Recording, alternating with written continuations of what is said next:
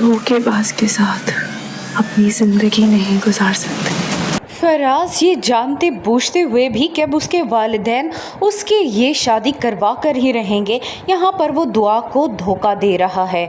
दुआ भी नहीं जानती कि उसका होने वाला बहनोई ही उसका महबूब है। अगर वो ये बात ज़रा सा भी जान जाती तो कभी भी फ़िज़ा की शादी यहाँ पे ना होने देती। अपनी मेहंदी वाले दिन ही यहाँ पर फराज साहब दुआ को मजबूर कर देगा कि दुआ किसी तरह उससे आकर मिले। फराज का मकसद एक तरफ तो दुआ से मिलना होगा तो दूसरी तरफ अपनी शादी को रुकवाना भी, लेकिन वो अच्छे से जानता है कि शादी तो रुक नहीं सकती। यहाँ पर वो दुआ को इस्तेमाल करना चाहता है। जैसे ही वो दुआ को मिलने के लिए बुलाएगा, दुआ भी ये सोचे समझे बिना कि आगे उसके साथ कुछ भी हो सकता है, वो ये सोचकर चली जाएगी कि फराज उसे अपनी वालदा से मिलवाना चाहता है। जैसे ही दुआ घर से बाहर निकलेगी तो यहाँ पर नौशेरवां दरवाजे पर मौजूद होगा। नौशेरवां जो उसकी एक झलक देखने के लिए उसके घर के बाहर मौजूद होगा, ये सोचे समझे बिना कि यहाँ पर उसको अगर किसी ने देख लिया तो उसके खिलाफ कितना बड़ा स्कैंडल भी बन सकता है। उसे इस वक्त सिर्फ और सिर्फ दुआ की मोहब्बत ही यहाँ खींच लाई होगी। दुआ चोरी छुपे घर वालों से जैसे जान छुड़ा कर यहाँ पर फराज साहब से मिलने के लिए पहुँच जाएगी। फराज दुआ को एक ऐसे घर में लेकर जाएगा जहाँ पर कोई भी मौजूद नहीं होगा। दुआ जैसे ही कमरा बंद करने लगेगा तो दुआ को एक खटका सा महसूस होगा कि आखिर फराज कमरा बंद क्यों कर रहा है, मगर फराज अपनी चिकनी चुपड़ी बातों में उसे बहला ही लेगा कि वो सिर्फ उसे सरप्राइज़ देना चाहता है और अपनी माँ को बुलाना चाहता है ताकि उसकी माँ देखकर हैरान रह जाए कि उसकी होने वाली बहू कितनी खूबसूरत है। दुआ को भी यहाँ पर ज़रा सा भी शक नहीं होगा कि फराज उसके साथ कुछ भी गलत कर सकता है। यहाँ पर फराज दुआ को कमरे में लॉक कर देगा। अपनी माँ बाप के ख़िलाफ़ तो वो जा ही नहीं सकता। दूसरी तरफ उसके माँ बाप के फ़ोन आना भी शुरू हो जाएंगे जो कि उसे मजबूर करेंगे कि वो जल्द से जल्द यहाँ पर मेहंदी की तकरीब में शिरकत के लिए आए। दुआ के बारे में यहाँ पर फराज एक फ़ैसला करेगा कि वो दुआ को वैसे तो नहीं पा सकता, मगर इस वक्त दुआ उसकी दस्तरस में है तो वो इस मौका से क्यों ना फ़ायदा उठा ले। यहाँ पर फराज दुआ के साथ वो कुछ कर गुजरेगा जिसके बारे में दुआ ने कभी सोचा भी नहीं होगा।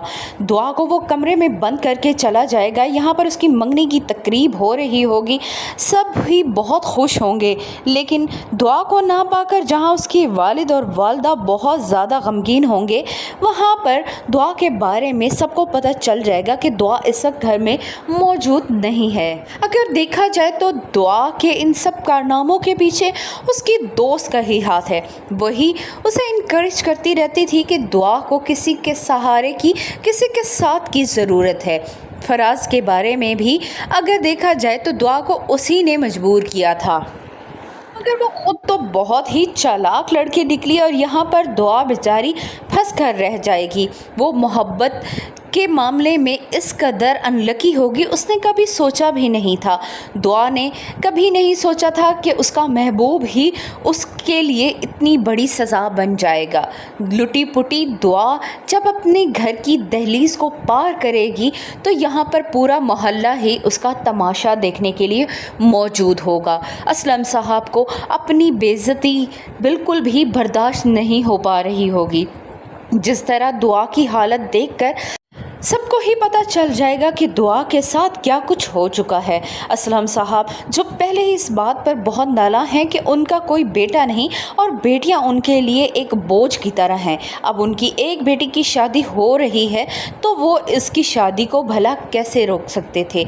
दुआ ने जो कारनामा किया, दुआ को इसकी सज़ा देने के लिए असलम साहब दुआ को अपने घर में दाखिल ही नहीं होने देंगे, बल्कि उसे ये कहकर धुतकार देंगे कि वो उनके लिए मर चुकी है और जहां वो इतना टाइम गुजार कर आई है वहीं चली जाए तो बेहतर है।